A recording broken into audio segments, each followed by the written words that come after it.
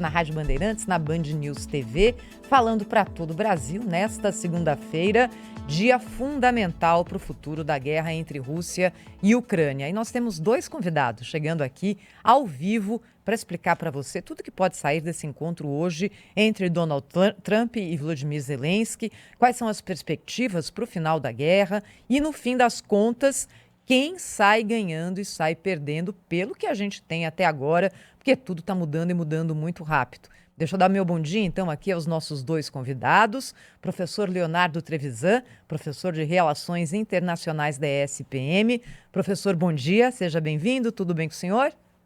Bom dia, Thaís, bom dia a todos que nos escutam. Também conosco aqui o professor Manuel Furriela, que é professor de Direito Internacional da FMU, sempre socorre a gente aqui também nesses momentos em que a gente tem que explicar com mais calma para a nossa audiência esses dias que podem, de fato, serem decisivos em relação a um determinado fato histórico. Professor Furriela, bom dia, seja bem-vindo ao Jornal Gente.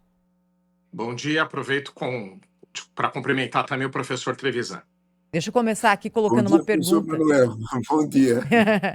Colocar uma pergunta para ambos, pedir para o professor Trevisan responder primeiro, que é a seguinte: qual é a possibilidade de que algo concreto saia hoje dessa reunião Donald Trump-Volodymyr Zelensky? E se houver essa possibilidade, o que pode sair? Pode começar, professor Trevisan? Posso sim. Quando a gente olha para essa reunião, talvez a gente são vários personagens, né, na reunião, porque os líderes europeus também estarão e tudo mais.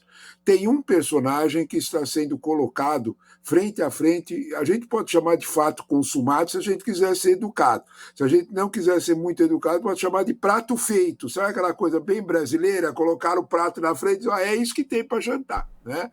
E, de alguma forma, o que o Zelensky reagiu até agora, e é uma mudança importante, o primeiro que noticiou ontem pela manhã foi a BBC, né, ele, para usar a fala exata, né, precisamos de negociações reais e podemos começar com territórios. Em outras palavras, Zelensky parece que pela primeira vez, né, e eu estou falando de BBC, né, gente precisa eles foram bem firmes, né, e mantiveram a declaração, né? Então, de algum modo, o Zelensky, pela primeira vez, está se conformando, essa é a palavra exata, né? Zelensky está se conformando com a realpolitik, né? Eu desconfio que é muito mais pelas razões militares internas da Ucrânia do que pelas pressões internacionais de Trump e companhia. A Rússia está avançando fortemente na região que os russos mais querem, né?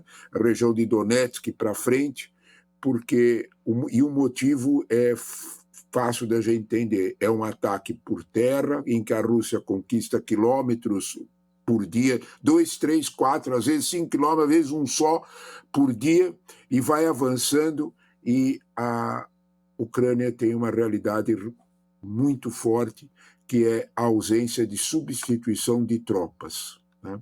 Ela não tem gente para substituir ou a tropa perdida ou a tropa esgotada. Isso tem um peso enorme, né? Mais uma vez, como sempre a história nos ensina, o peso da população russa vai contar, né?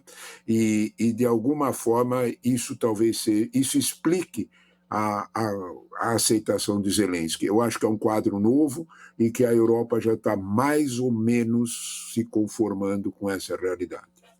Deixa eu passar a mesma pergunta, então, para o professor Manuel Furriela. Só acha, professor, que há possibilidade real de que haja algo concreto anunciado hoje que signifique um armistício, fim da guerra, um cessar-fogo, alguma coisa diferente do quadro que nós temos hoje? Bom, primeiramente, o armistício ou cessar-fogo, né, que são institutos até próximos, o armistício é algo mais estruturado. Eu não acredito que vai vir neste momento, até porque não me parece que é útil para as negociações, porque geralmente você tem esse tipo de processo favorecendo as negociações, porque quando você tem uma guerra em curso, onde conquistas militares podem acontecer, ou conflitos de grandes dimensões que desgastem um processo de diálogo, o armistício ou cessar-fogo, eles têm maior utilidade do que agora neste momento. Neste momento, o que efetivamente vai ser útil é algum projeto de proximidade com aquilo que seja necessário para colocar fim ao conflito. Então, se vier algo, vai vir mais nesta linha. E depois de tantos meses, aliás, anos, nós estamos num momento muito mais próximo de sair o acordo do que estávamos antes, né? Então, a gente teve ali uma possibilidade muito grande de acordo logo nos primeiros 30 dias do conflito, aí foi a Ucrânia que não quis, porque se saiu fortalecida pela própria resiliência.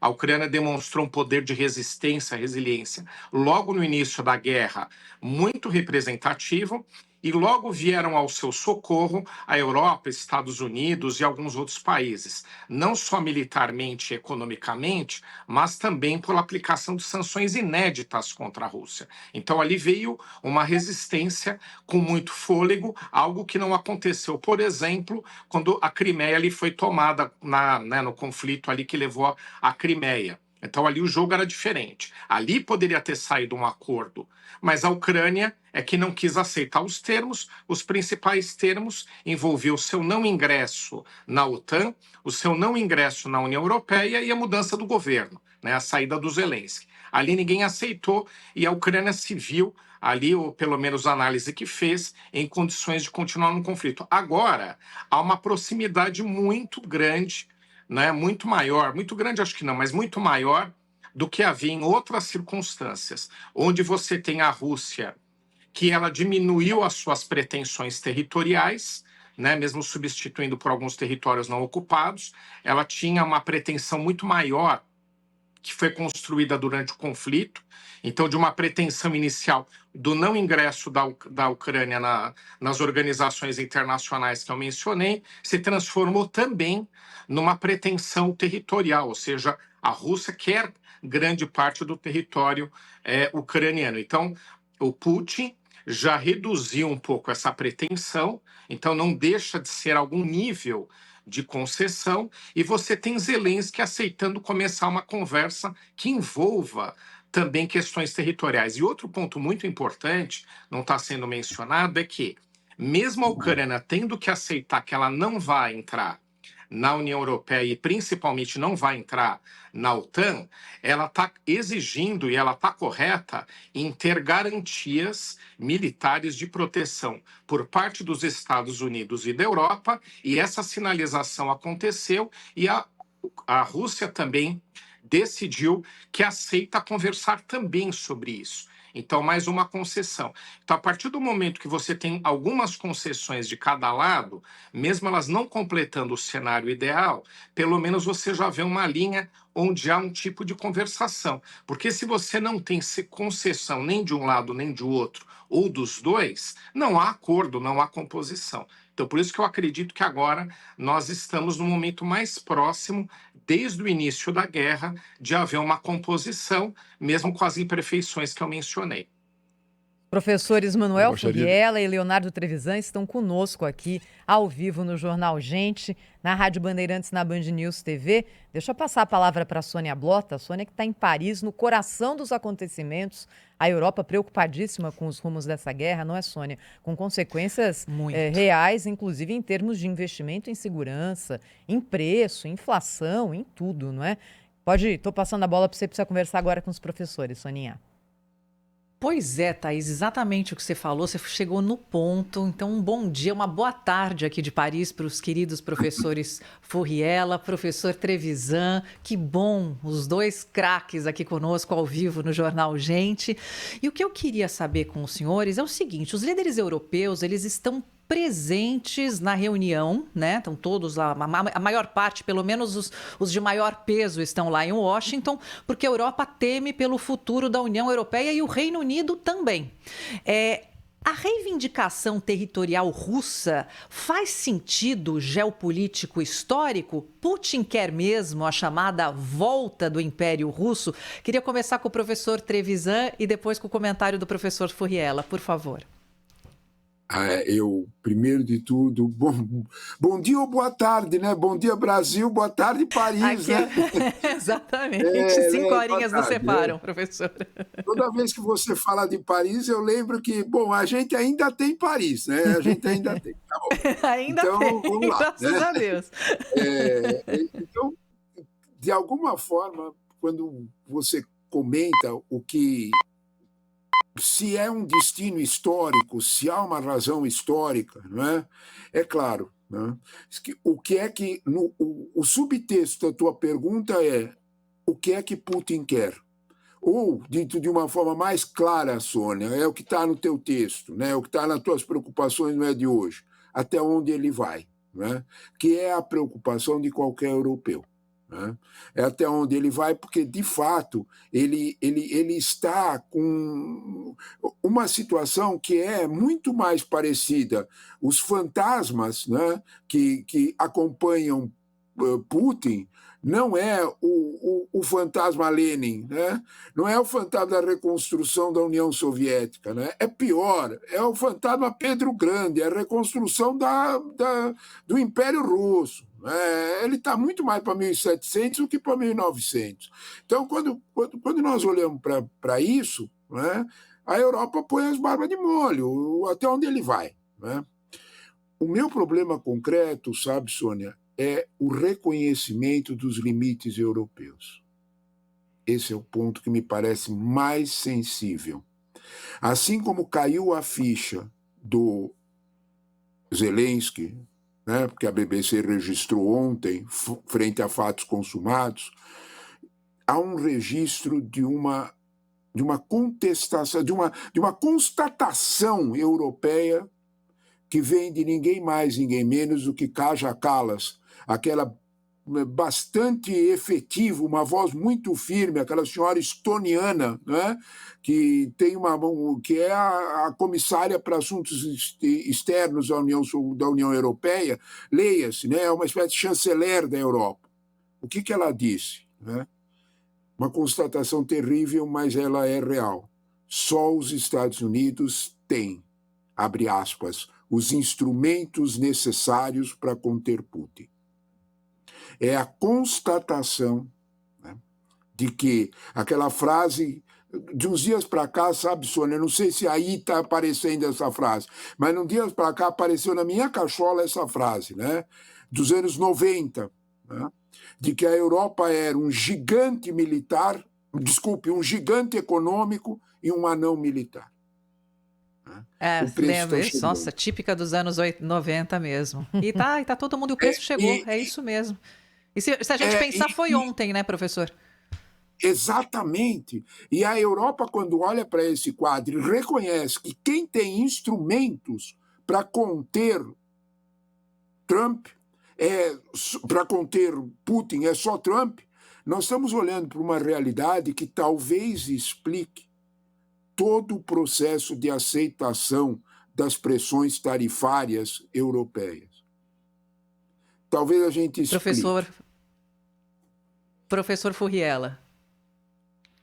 Eu acho que a questão de como a Europa vai lidar com a Rússia, né, é um grande desafio. Ela está sendo chamada, a Europa, representantes, líderes europeus, estão sendo chamados para essa reunião sobre a Ucrânia por dois motivos. Um é especificamente como eles vão participar dessa composição, possível acordo que a gente mencionou, já que eles são chamados a dar o aval político e o aval militar também, já que junto com os Estados Unidos vão dar as garantias militares para a Ucrânia. E tomara que dessa vez cumpram, porque não estão cumprindo o de 94, 1994. Que lá também teve um acordo que a gente pode falar, não cumpriram, deu no que deu. Agora, efetivamente, tem. E o outro é o nível de satisfação que a Europa vai ter com esta composição relacionada ao seu futuro, conforme o professor Trevisan disse. Então, a Europa tem, sim, efetivos receios geopolíticos internacionais de vários gêneros, mas o mais importante, o que causa sempre mais temor à Europa, é o relacionamento com a Rússia. Dificilmente a Rússia se atreveria a atacar um dos membros da União Europeia, Polônia, por exemplo, República Tcheca, Eslováquia, por aí vai, Lituânia, Estônia, aqueles mais próximos ali, porque são membros da OTAN e membros da União Europeia, e a União Europeia também tem seus acordos militares de proteção aos seus integrantes. Mas o que dirá os outros países que não estão cobertos por esse nível de proteção? Você tem outros estados que estão ali próximos que podem ser vítimas e continua essa expansão europeia. Então, também vai para a Europa ser colocado na mesa o seu futuro, se a Rússia vai colocar um limite nas suas pretensões que se acomode nos interesses europeus. Então, essa reunião também é sobre isso. Então, eu quero saudar aqui os dois entrevistados, brilhantes, como sempre, e eu gostaria de começar pelo professor Trevisan, esse questionamento sobre a dúvida que há na Ucrânia de cessão de territórios, né? Não é nem cessão, talvez devolução de territórios, como entendem os russos, né? E assim, são áreas onde se fala russo, onde as pessoas se consideram russas, né? Será que resistiria, por exemplo, a um plebiscito? E se perguntassem às populações desses estados, dessas áreas pretendidas pela Rússia, se eles desejam, enfim, ficarem sob domínio russo ou domínio ucraniano? Enfim, essa questão é toda decidida ali na reunião de cúpula e ninguém, ou pelo menos os líderes, não estão muito preocupados em fazer consultas à população, né? O Zelensky já andou aí adiando pelo menos uma eleição, né? Ou uma eleição à qual ele deveria se submeter. Eu gostaria de saber isso. E a população? Como pensará a população dessas áreas pretendidas pela Rússia? Professor Trevisan. Olha, Cláudio, primeiro, Cláudio, bom dia, Cláudio, bom dia. De alguma forma, Cláudio, você toca num ponto que é extremamente sensível, que é o dia seguinte, né? O que você faz no dia seguinte do acordo? Esse é o ponto mais grave, né? Para os russos, se você olhar bem, eles estão colocando na mesa duas propostas. Curiosamente, eles deixaram uma parte da proposta ser, vamos dizer, descoberta, né, pelo New York Times e a outra parte pelo Financial Times, né, que são nuances dessa entrega. A primeira parte do New York Times é uma troca efetiva com os 30% que ainda eles não dominam, nem 30%, 20% que ainda eles não dominam do resto de Donetsk, na direção de Kromakov, na direção da capital. Né? Então, a Ucrânia entregaria esses 20% e os russos parariam aí, né? Com uma garantia expressa da Europa e dos Estados Unidos. Aí vem a frase da Giorgia Meloni, né? A ideia é da italiana, né? Abre aspas, no estilo do artigo 5º da OTAN. Ou seja, a Ucrânia não entra na OTAN, mas recebe a proteção da OTAN por assinar esse acordo. Algo que o Putin também, algo que o Trump também já insinuou de que há uma possibilidade dos Estados Unidos darem essa garantia. Há uma outra versão que está no Financial Times que os russos também poderiam aceitar, né? Não entrega diretamente o Donbas inteiro, né, até o rio de Dnipro, até tomar toda aquela região central, né? Porque é direção de Kiev, não adianta a gente tapar o sol com a peneira, né? Mas entrega parte de Zaporizhia e Kherson com cessão de passagem territorial para a Crimeia. Em outras palavras, cria uma espécie de corredor russo, né, dentro da Ucrânia, na direção da Crimeia, e aí todo mundo que presta atenção em geopolítica, né, sabe que os russos estão com dois olhos desse tamanho em Odessa, é no porto, né? Se eles fizerem isso, eles vão tomar conta do porto. né? Então, e é por onde saem todas as riquezas ucranianas. Então, na prática, sabe, Cláudio, está um jogo sobre que perfil de concessão será feito. Eu desconfio, como você, que nós não vamos ficar sabendo disso de imediato, né? Eu acho que as concessões ucranianas, me perdoem a minha, talvez, pressa, né? Elas já foram feitas. A presença dos líderes europeus em Washington, hoje, junto com eles, ou representantes diretos, é apenas para dar o aval daquilo que já foi feito. Aquele olhar de felicidade, daquele casamento realizado entre Putin e Trump na sexta-feira, sinaliza Golaço. isso, né? Então, você tem toda a razão, Cláudio, né? De alguma forma, a discussão central é quanto já foi concedido, só nós vamos ficar sabendo os detalhes daqui a algum tempo, não sei se dias, mas de algum tempo a gente saber, não é? Porque, de fato, parece que o prato está feito e os ucranianos vão ter que aceitar. Eu vou passar algumas impressões aqui que eu tenho sobre essa questão do que acham as populações, né, pegando aí a linha de pergunta também, dessas regiões ocupadas, né? Eu, há 20 anos, eu sou professor de uma universidade polonesa, então a gente tem um programa de intercâmbio, fui 14 vezes para lá, do qual participam ucranianos e do qual participavam russos. A gente teve que excluir os russos do programa, porque a União Europeia dava verba, não deixava mais a gente levar, pelos motivos óbvios aí da guerra. Mas, de qualquer forma, o que eu ouvi, olha que curioso, né? De professores e alunos que participam com a gente. Primeiro que vários dos alunos, os meninos, viraram todos soldados, mandando mensagens que tiveram que largar a universidade. Então, já dá para ver como que a sociedade ucraniana está enfrentando isso. E outros, outros mostrando as consequências da guerra, destruição, mortes de familiares e por aí vai. Mas meu ponto aqui é o seguinte, olha só. Eles viam o ingresso da Ucrânia na OTAN como proteção, para a Ucrânia não ser mais atacado, mas via outra coisa. O ingresso na União Europeia como algo próspero, porque a prosperidade veio para o leste europeu. Mencionei aqui a Polônia. A Polônia é outra depois que entrou na União Europeia. Hoje em dia a Polônia é um país rico. Não era, né? Eu acompanhei nesses 20 anos aí. E que, se o projeto fosse entrar na União Europeia, a opinião dos ucranianos é uma.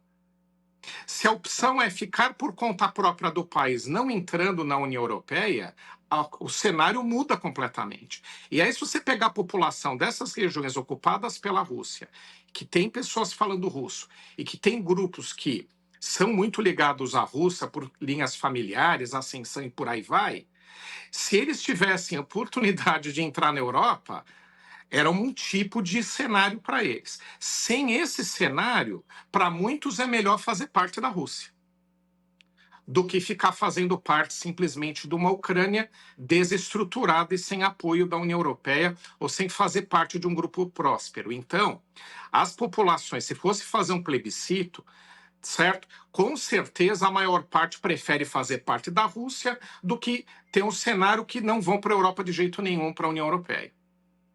Então, eu acho que a população ela fica, né, tendendo, e por razões óbvias, quer a sua própria prosperidade, quer um cenário melhor. Lembrando aqui que a Ucrânia é um país com muitos problemas estruturais desde sempre, não é de hoje, instabilidade política e por aí vai. Então, para eles é melhor embarcar do lado russo, acham mais vantajoso para o seu dia a dia e pelas conexões que a gente mencionou, linguísticas, étnicas e por aí vai, do que um cenário que para a Europa já não vão mesmo. Então, é muito provável que se fossem fazer plebiscito como uma forma de legitimar a ocupação russa, haveria um cenário a favor da Rússia por conta do que eu mencionei, por conta da população não ver a perspectiva de fazer parte da União Europeia. Que interessante isso, hein? A vida é real que a gente está dividindo com a audiência aqui do Jornal Gente, não é? E a diferença entre a situação que cada um almeja, cada um dos lados, e aquela que é a possibilidade real que nós temos agora nesse conflito. O professor Leonardo Trevisan, o professor Manuel Furriela estão ao vivo aqui hoje, os dois conosco, para a gente entender melhor esse imbróglio no dia em que haverá reunião entre Donald Trump e Volodymyr Zelensky na Casa Branca. Tá muito fácil a nossa conversa. Eu quero dificultar um pouquinho mais a vida de vocês dois, professores. Então, vou colocar mais um ingrediente aqui na nossa conversa. Oriente Médio. A gente tem uma declaração recente de Vladimir Putin dizendo que a questão Israel-Palestina e a questão Síria são questões centrais para a Rússia. Como o que acontece hoje no Oriente Médio e as diferentes visões e interesses, tanto de Putin quanto de Zelensky, podem interferir nesse imbróglio todo. Posso começar com o senhor, professor Trevisan? Pode sim. E eu vou te responder, olha, só um segundo. Manuel, muito interessante o que você comentou, muito interessante. Porque, de certa forma, ele aponta para nós, né, um fator de realismo dessa população. Você tem toda a razão, a gente não pode esquecer que Zelensky, por exemplo, que não é daquela região, fala russo fluentemente. O próprio Zelensky. Então, você tem toda a razão de que naquele contexto talvez seja melhor mesmo. A Ucrânia é um país com tantos problemas que talvez seja melhor mesmo ficarmos com as nossas origens milenares, que é russa. Né? Mas essa pergunta é interessantíssima, porque ele faz parte de um pacote, sabe, Thaís, quando a gente fala e qual é a revisão geopolítica do mundo. Esse é o ponto. Né? O que você tocou não é só a Ucrânia. Né? Nós estamos aí, quando eu tenho, de certa forma, tenho essa perspectiva. O encontro no Alasca é só fase 1. A minha sensação é que é encontro preparatório. Né? Porque o encontro real, né? Algumas pessoas fizeram, né, uma alusão a que esse encontro no Alasca era uma espécie de reedição, sabe, Thaís, de Munique. Estamos entregando. Não. É muito pior. Né? Munique ainda tem uma guerra pela frente. A guerra já aconteceu. Nós é que não percebemos. Né? Tem muito mais cara de alta. Tem muito mais cara de fevereiro de 45, em que os três grandões se sentaram na mesa, né? Roosevelt e Stalin, o coitado do Churchill ficava olhando e dizendo, olha, a Europa ainda vale, é igualzinho agora. É igualzinho. A Europa ainda vale, ele acenava, fazia. Né? Então, você olha para essa situação né? E, de alguma forma, eram dois donos novos. A conversa de Zelensky a conversa de Putin com Trump é a conversa de uma espécie de emissário do Xi Jinping. Não vamos tapar o céu com a peneira também. Né? A Rússia é junior partner da China. Né? Não adianta tapar o sol com a peneira. Quem tem um PIB, a China tem um PIB menor que o do Brasil. O PIB da o PIB da China é 10 vezes maior que o da Rússia. Quando a gente olha para esse quadro, fica mais ou menos claro, né? Fica mais ou menos claro que há um preâmbulo, a primeira fase do que vai ser mesmo. Eu li anteontem, acho que tanta coisa, eu li anteontem, acho que foi no Washington Post, que o Trump já noticiou uma reunião, as fases preparatórias de um encontro entre ele e Xi Jinping em novembro. É nesse contexto que a gente tem que colocar o Oriente Médio. Fora desse contexto, a gente não entende, com um agravante brutal, né, que a gente não pode deixar de lado, e que eu fiquei bem assustado quando li pela origem da leitura.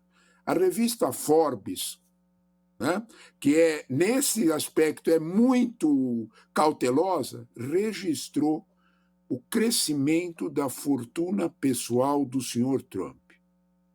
De 2,4 bilhões de dólares no início de 2024, ela hoje está em 5,1 bilhões de dólares. Um dos negócios mais prósperos desse crescimento são os negócios do genro Jared Kushner na Arábia Saudita. Se a gente não prestar atenção nisso, talvez a gente entenda menos disso. Os russos entendem perfeitamente isso. Quando você fala de Rússia e oligarquia e se aproveitar do Estado para enriquecimento pessoal, para os russos isso não tem problema nenhum. Me parece que, de algum modo, nós estamos chegando com isso no Oriente Médio. Isso explica muito a tragédia de Gaza. Sem olhar para isso, a gente não entende a tragédia de Gaza.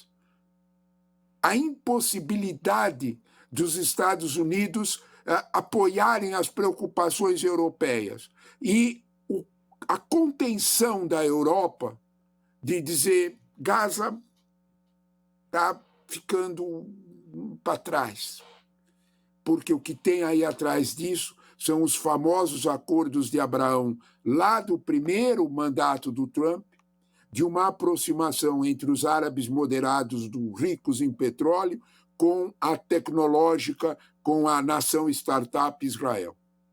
E para desenhar um Oriente Médio no estilo Dubai, sabe aqueles prédios maravilhosos? No estilo Dubai, depois do petróleo.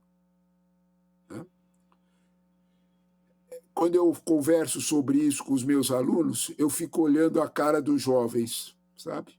Eles ficam abertos assim, dizendo assim, como é que eu fico nesse mundo que mudou tão rápido? Eu sei, eu não tenho resposta para dar para eles. Professor Furriello, o senhor tem alguma resposta para dar para quem está perplexo agora, acompanhando esse raciocínio do professor Trevisan? Falando ali dos principais conflitos do Oriente Médio, vocês incluíram a Síria, né, e o conflito Israel-Palestino, que na verdade virou mais um conflito Israel-Hamas, né, está mais concentrado dentro da divisão política que tem os palestinos contra o Hamas, né, já que outros grupos de representação dos palestinos não estão diretamente envolvidos, estão lá governando uma parte da Cisjordânia. O que a gente tem especificamente é que a Rússia, por conta da guerra com a Ucrânia, ela se viu, né, tendo que utilizar todos os seus recursos militares e financeiros para subsistir às sanções internacionais e para se manter no conflito com a Ucrânia, né? Obviamente que a China deu aí um fôlego porque continua fazendo comércio com a Rússia, por ali que ela tem conseguido subsistir. Mas ela sente esse impacto, sente os custos da guerra. Então, ela perdeu, ou diminuiu, melhor dizendo, o seu protagonismo no Oriente Médio. Falando especificamente da Síria, isso explica muito a queda do Assad. Então, o presidente sírio, o governante sírio, o chefe de Estado, ele era apoiado por vários países, pelo Irã, por exemplo, e também, em grande parte, pela Rússia, que tem muitos interesses na Síria, até mesmo bases militares. Então, o enfraquecimento do Irã, os ataques constantes de Israel, que a gente deve lembrar que a sequência desde, né, de outubro de 2023, você teve uma sequência de ataques a líderes militares, líderes políticos, cientistas envolvidos no projeto nuclear e, especificamente, a grande parte do seu poderio militar. Então, o Irã saiu diminuído, também não pôde ir ao socorro da Síria e nem a Rússia. Então, a Rússia não foi ao socorro do Assad, que sucumbiu. Então, veja só como teve influência, sim, na Síria, essa situação pela qual essa própria guerra que a Rússia sofre. E, por outro lado, no conflito de Israel e do Hamas, a situação é um pouco mais complexa, porque a Rússia também tem relações muito próximas com Israel. Ela não está de um lado só, como era no caso da Síria. Ela especificamente estava do lado do governo à época, que era o governo do Assad.